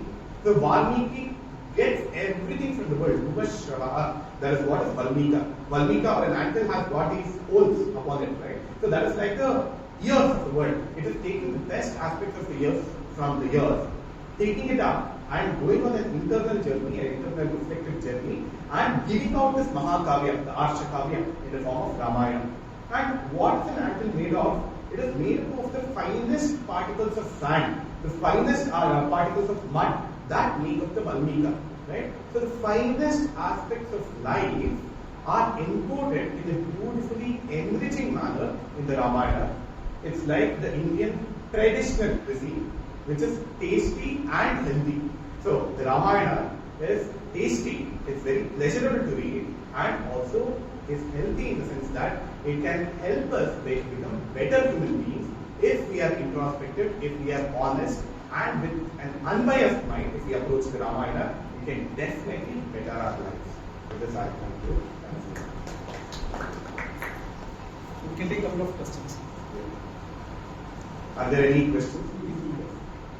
We always speak about Sita being away from Rama, but Urmila could be away from Lakshmana for 14 years. You have something to tell about that? What have you got to tell? You told about the relationship between Rama and Sita. What was the relationship between? Urmila was also naturally very understanding. She had also just gotten married. The Valmiki Ramayana does not say anything about Urmila. There have been several other versions of Ramayana which have spoken about the character of Urmila as well. From the original, we don't get to know anything. See, this is also the nature of an Arsha Kavya, the nature of a Mahakavya. They never give up their focal point. The focal characters they focus upon, they elaborate upon. But there is so much of space for imagination. Nowhere do we see Lakshmana being bothered by Sumitra, by Sumitra, of course, his mother, and Urmila, who is his wife. Right? So Urmila also understood Lakshmana's duty towards his brother. And Lakshmana also understood that Urmila will understand it. Very good understanding, just like between Rama and Sita. That is what we'll have to extrapolate. There is this other story which is known in the folklore that Urmila, that Lakshmana, while he was in the forest for 14 years, he did not sleep at all because he was always guarding Rama and Sita.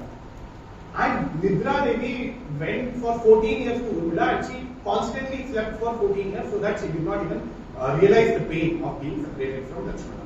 Yeah, so this is a folklore justification or a folklore kind of a convincing story which has come about to tell what happened to Lakshmana and Urmila. Were they suffering because of separation? Urmila was constantly asleep, so it did not bother her at all. But more realistically, she understood what the kingdom means and what Rama means and what Lakshmana means. You have to think about it. So thank you so much for that nice talk. So one question that I would ask is, Valmiki has portrayed Rama as an ideal man. Like he was never told as a god in the whole Ramayana. But we find that, like for example, in the Malayalam version where L Bhyrappa is written, he is shown him as a god. So can you throw some light on other versions of Ramayana where he is being talked as a human or as a god? Yeah. So the point is, whether it is Sri Rama or Sri Krishna, if we start looking at them as gods while we are examining the Kavya, we will lose upon the human emotions and the values that they represent. After all, Rama is a god, so for him being in the kingdom or being in the forest is very, very easy. After all, he is divine, so for him killing Ravana is easy. So after all, the little boy Krishna, there are so many death threats upon him. Shurpadaka comes, Chakrasura comes, Bakasura comes, all of these people come, and because he is divine, so what's difficult for him? But then when we see the human aspect, see that is what the Kavyas are trying to do. The Ashtarasas or the Navarasas are human level rasas. Shungara, Hasya, Karuna, Veera, Raudra, Bhayanaka, Vibhasa, etc. Those are the rasas which are encoded in a Kavya. Right? At the human level when we see, we understand the kind of pain that Rama or Lakshmana might have undergone, and we putting ourselves in their shoes and looking at it. Just think about it, what kind of a childhood did Krishna have? Constantly in tension, constantly people trying to kill him. If we had undergone such a childhood, would we ever have had the stability of mind that Sri Krishna had throughout his life? His own brother Balarama, the manner in which he behaves in the Mahabharata, we get to know. His own father Vasudeva, the manner in which he behaves. The Ashtamanishi, how they were very selfish.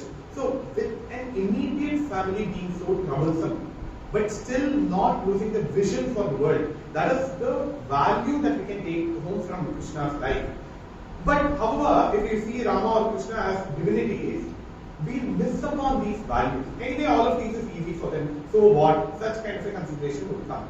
So, Valmiki has humanized Rama very well, and that is how we are able to see the emotional landscape of Rama, and we are able to take some values. But then, there are these other Ramayanas, Adhyatma Ramayana, Ananda Ramayana, Adbhuta Ramayana, etc. In Adhyatma Ramayana especially, at all instances, there is a stotra about Rama. Kausalya does a stotra, Sita does a stotra, Lakshmana does a stotra, Vibhishana does a stotra. He has been taken to the level of divinity and it has almost become a bhakti kavya.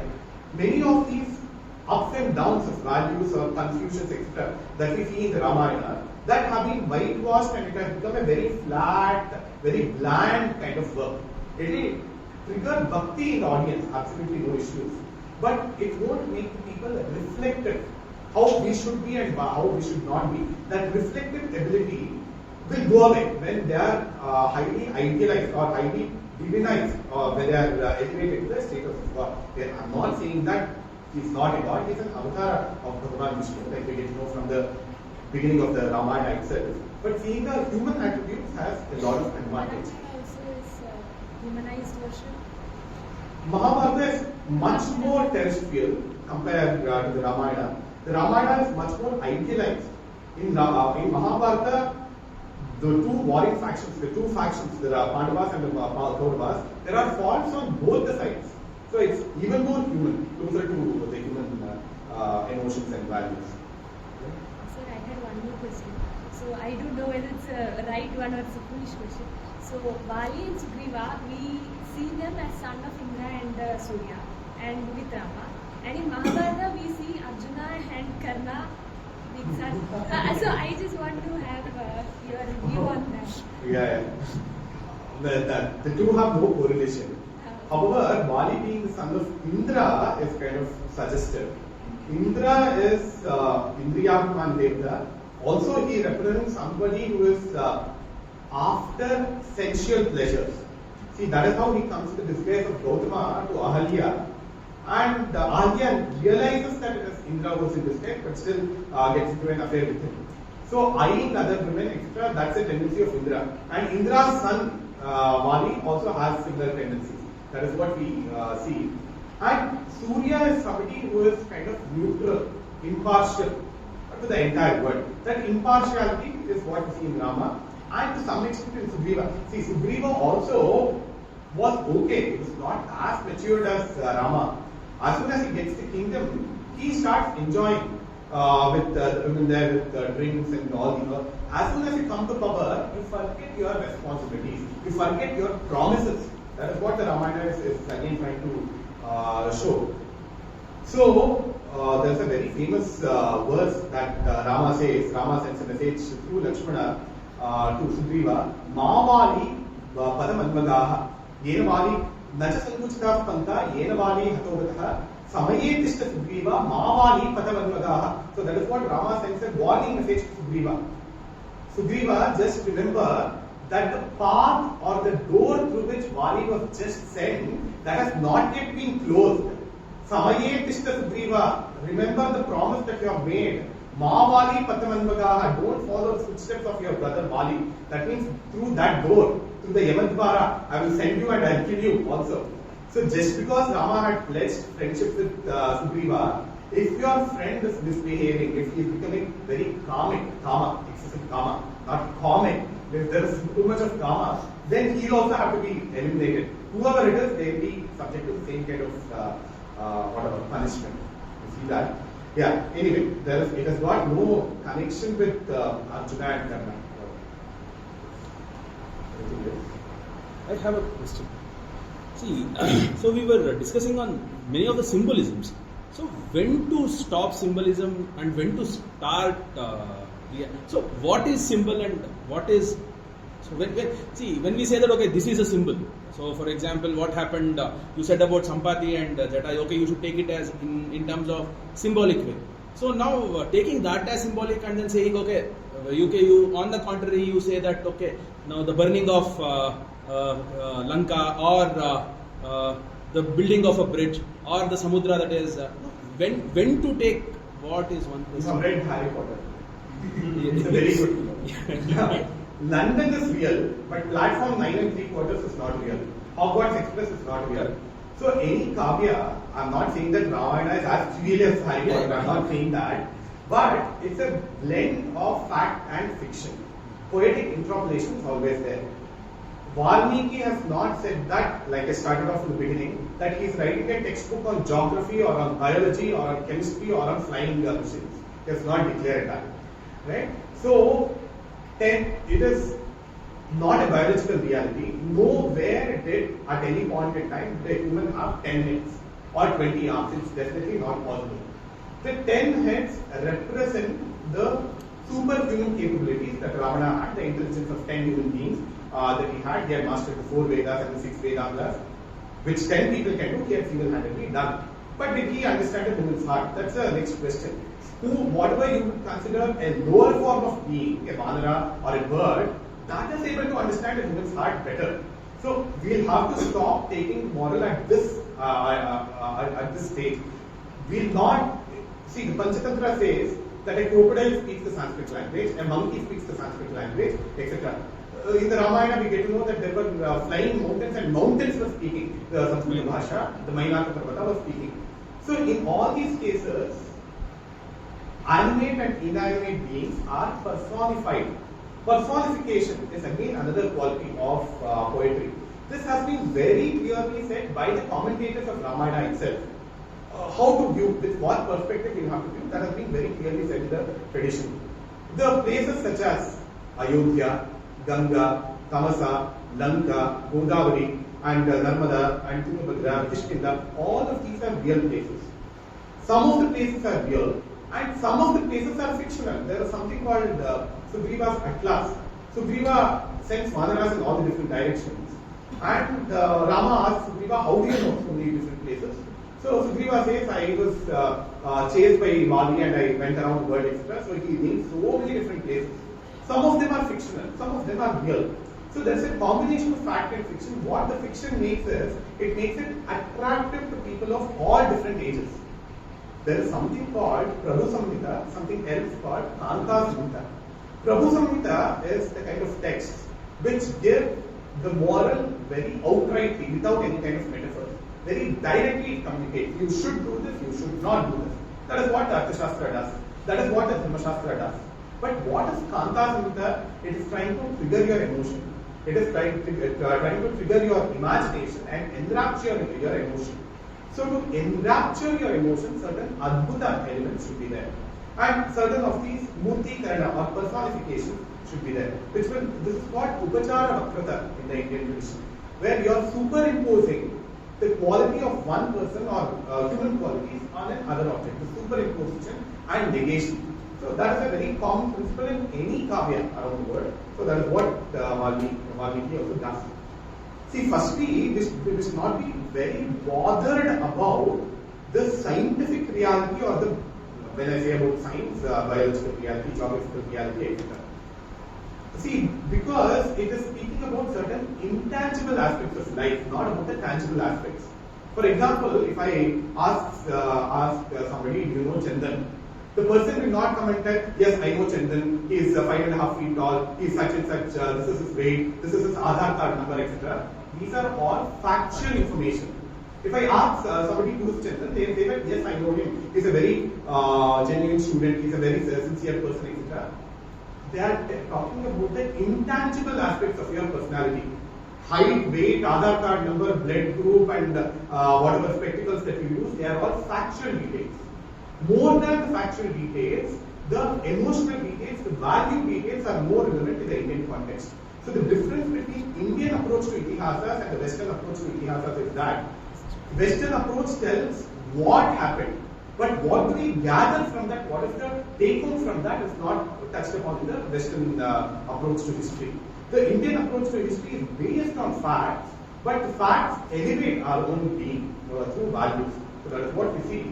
So Sadharanīkarana, facts are spatio-temporally limited, but emotions and values are they transcend space and time. That is why the Ramayana or the Mahabharata become universal.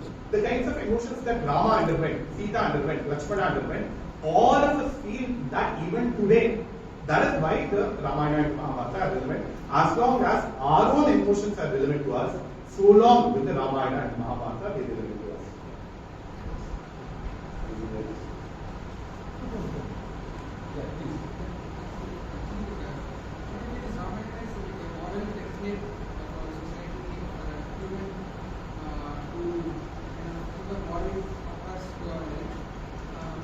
said that what would be the relation between personal ethics, public morality? I spoke about that. That's what I spoke about. Yes, including it to you. Yeah, like we were usually our professors or any teachers, they aspire us to become leaders.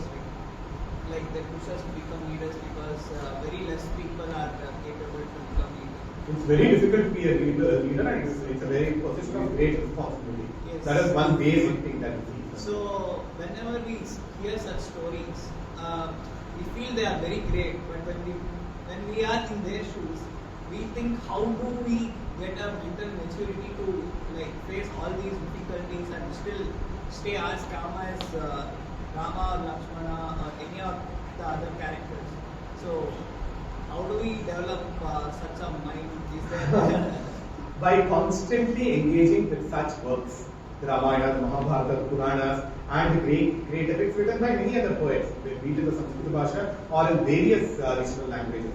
Not just Indian ones, even if you take the Greek epics, Homer's Iliad and Odyssey, or if you take Virgil's Aeneid, etc., they are my favorite epics as well, as great, as favorite as the Ramayana and Mahabharata to me.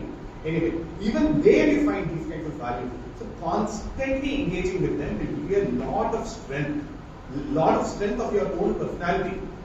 Recently, I met a very great painter who is 88 years old. He's so much into making the paintings of these divinities that he does not care for money. He's doing it as a great samarpana to the divine, meaning he's doing paintings of divinities and episodes from the epics, etc. So he has hardly bothered about money. And because of that, his wife and children naturally suffer. Whatever income he gets, he gives it away to the society. So his wife called me aside. I'm writing a book on this person's paintings, extraordinary paintings they are. The wife called me aside and said, I have married him, and because of Ramayana, I'm able to stay with him. Sita did not even have a roof on the top of her head for 13, 14 years. At least I've got a roof on the top of my head. That is the kind of confidence for life I've gotten. I'm putting up with this guy who does not care about family life at all, and he's just doing this divinity paintings, etc. So the wife was able to understand the husband's passion and husband's contribution because of the culturing that she had got because of Ramayana, right? And in the Indian tradition, and also see in Thailand, in the Thai Bhasha, in the Thai language today, the word Rama means a king. The kings in Thailand are called Ramas today. So the current king of Thailand is Rama the 9th, Vajralankor is called. The previous king was Bhumipala Atulya Tej, Bhumipala Atulya Teja. So Rama being the ideal, and we have to match up to the ideals that he has got, right? So that is what they are aiming towards, right? STP can never be achieved. But all our experiments, we say that it is performed at STP. Right? We are trying to approximate towards the ideal, whatever we speak about. Right? So it's in our hands to go closer and closer to that. Absolute white noise is probably difficult to produce. Absolute zero Kelvin it's not possible to produce. But it's an approximation, like we always do, right? So we have to try and go closer to the ideal. It's in our hands at all times. Just speaking about Thailand, the ancient capital city of Thailand was called Ayodhya. The river that flows through Cambodia, Kamboja, and Thailand is Mekong, which is Ma Ganga. Even today, the Rajamata there, who is 96 years old, she has sponsored a school for artists where dancers, musicians, actors, painters, and sculptors are constantly trained with scholarship. And there's a huge royal theatre where every day 2 shows of the Ramayana happens. 2 shows of 3 hours duration. On the stage, there are 150 dancers, actors, and 150 musicians. So many people are getting their livelihood based on the Ramayana, even today in Thailand, which adheres to the principles or which thinks that Rama is the best ideal king, and his values will have to be propagated. You have to go through the Thai Ramayana, the Rama king, and the Kathavind Ramayana of Indonesia, etc. How throughout the bigger India, the Akhanda Bharata, Ramayana has always been respected, and how it has been worshipped. Anyway, to come back to your answer, to your question rather, it's important to ensure that we are introspective and we go closer and closer towards the in some cases it would be nice to have a guru who guides you, because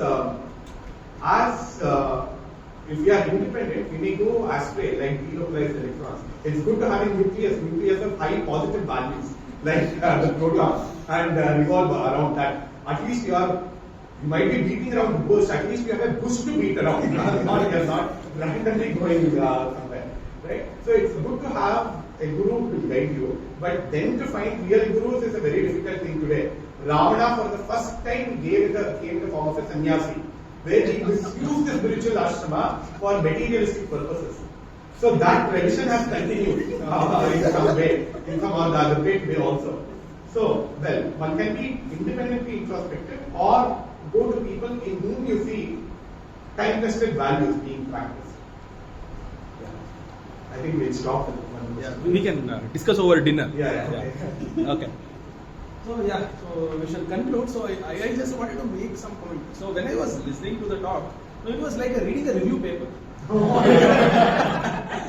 So when you read a review paper, you have citation from here, citation from there. You are not only reading that paper itself, so you are actually coming in contact with a lot more stuff than what is. No, it was really a very pleasurable talk.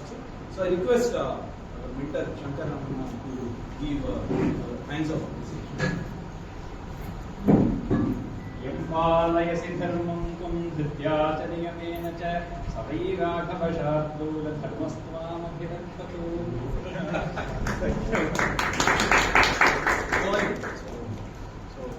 Couple of announcements. So tomorrow, so we have started around 1.5 years ago. We have started reading Valmiki Ramayana. So yesterday, so we have completed Uttarakhanda. So tomorrow, post lunch, so in our VSC room, we are reading Samskruta Ramayana and then Pattabhishek Sarga again. So whoever is free, please join us post lunch in so VSC room. That is 1:30. 1:30. Yeah, 1:30. So we shall be joining there. Whoever is free, please join us in VSC room. That is one thing. So every Thursday morning, somewhere around 7:45. So we have started reading Raghuvamsha. So Shankar Ramana is teaching us Raghuvamsha. So whoever is having time, please join us on Thursday morning. Post we can have Pongal also. So please join us. I request Vishnu to convey the order. सर्वेभ्यः नमः. आशा अस्ति भवद्भिः सर्वे बहवः ज्ञानः अपि आनन्दः प्राप्तः. वयं प्रथमतया वक्तारं श्री अर्जुन भारद्वाज महोदयं प्रज्वलनात्मकं भाषणं ददतं भवन्तं idea fitting तदर्थं register अपि ऑफिस ऑफिसर्स अपि धन्यवादं दद्मः. ISC मध्ये भवितुं दत्तवान् वार्तायाम् उपस्थितानां सर्वे